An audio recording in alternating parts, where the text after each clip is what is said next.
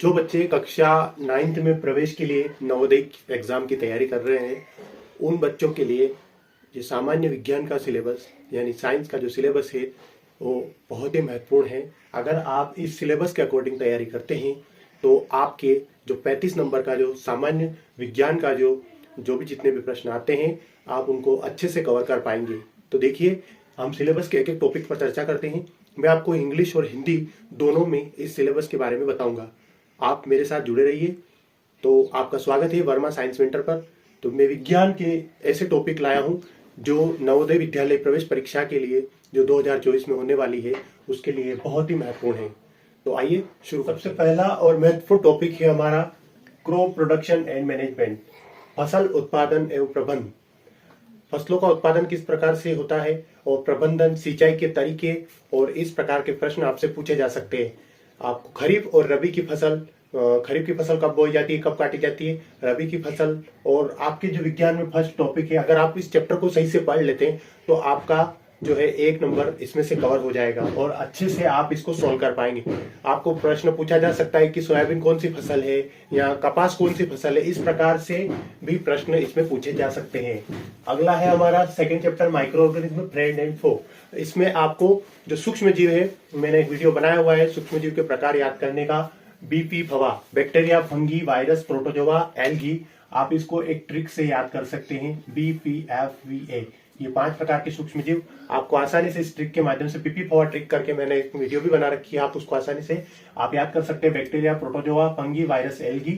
तो इसमें आपको सूक्ष्म जीवों के प्रकार, कौन सा सूक्ष्म जीव कहाँ पर उपयोग में होता है और कौन सा सूक्ष्म जीव हानिकारक है, दही में कौन सा, लैक्टोबैसिलस क्या है, इस प्रकार से क्वेश्चन बन सकते हैं आपके।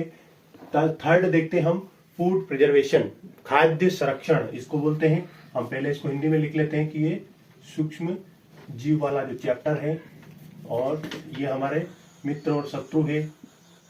ये आपको हिंदी में आपने पढ़ा होगा कि ये जो है इस चैप्टर का नाम हिंदी में सूक्ष्म जीव, मित्र और शत्रु है किस प्रकार से। तो ये वाला चैप्टर बहुत ही महत्वपूर्ण है। इस चैप्टर में से आपको क्वेश्चन पूछा जा सकता है। नेक्स्ट देखते हैं फूड प्रिजर्वेशन यानी खाद्य संरक्षण। हम खाने की वस्तुओं का संरक्षण किस तरह से कर सकते हैं, है ना। तो इसमें से एक प्रश्न बन सकता है जो कि बहुत महत्वपूर्ण टॉपिक है। खाद्य संरक्षण के बारे में आपको पूछा जा सकता है। अगला देखते हैं हम material, synthetic fibre and plastics. आप में इसमें मेटल्स के बारे में यानी धातु और उनके बारे में पूछा जा सकता है।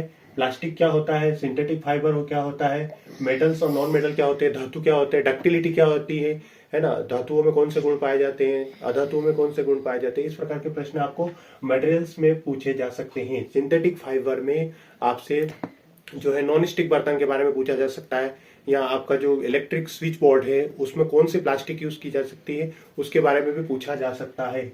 अगला देखते हैं हम कोल एंड पेट्रोलियम। इसमें कोयला और पेट्रोलियम के बारे में आपसे पूछा जा सकता है कि कोयला और पेट्रोलियम कहाँ से प्राप्त किया जा सकता है। कोयले और पेट्रोलियम से आने वाले क्वेश्चन भी बहुत महत्वपूर्ण होते हैं। तो आप इसमें देख सकते हो कि कोल और पेट्रोलियम, जो कोयला और पेट्रोलियम है उसके बारे में भी पूछा जा सकता है। इसका मैंने हिंदी आपको बता दिया है कि सिंथेटिक फाइबर क्या होते हैं, है ना, और कोयला पेट्रोलियम से भी प्रश्न आपसे पूछे जा सकते हैं। उसके बाद हम देखते हैं कॉम्बिशन एंड फ्लेम, ये वो किस तरह से काम करती है। दहन जो होता है, कॉम्बिशन किस प्रकार से होता है, इस प्रकार से प्रश्न पूछे जा सकते हैं।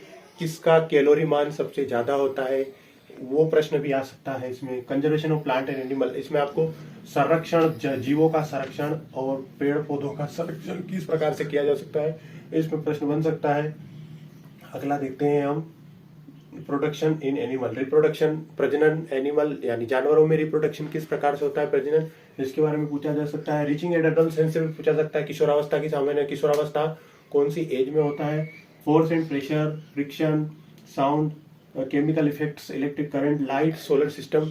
तो आइए हम देखते हैं कि किस तरह से एक नवोदय विद्यालय, जवाहर नवोदय विद्यालय कक्षा 9th में प्रवेश के लिए सिलेबस आपके इस पे बोर्ड पे दिया गया है, आप देख लीजिए। पहला हमारा है क्रॉप प्रोडक्शन एंड मैनेजमेंट, फसल उत्पादन प्रबंधन।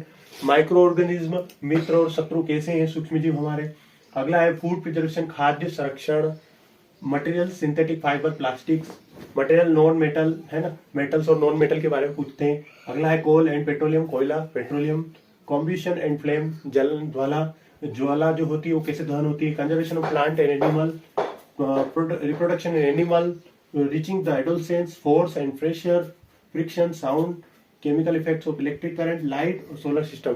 तो आप समझ गए होंगे कि सिलेबस बहुत महत्वपूर्ण है। अगर आप नवोदय विद्यालय कक्षा 9 प्रवेश के लिए तैयारी कर रहे हैं तो आपके लिए ये सिलेबस बहुत ही महत्वपूर्ण है। अगर आप ये टॉपिक पढ़ लेते हैं तो आपका 101% जो काम है वो हो जाएगा। आपको विज्ञान में किसी भी प्रकार की दिक्कत नहीं आएगी।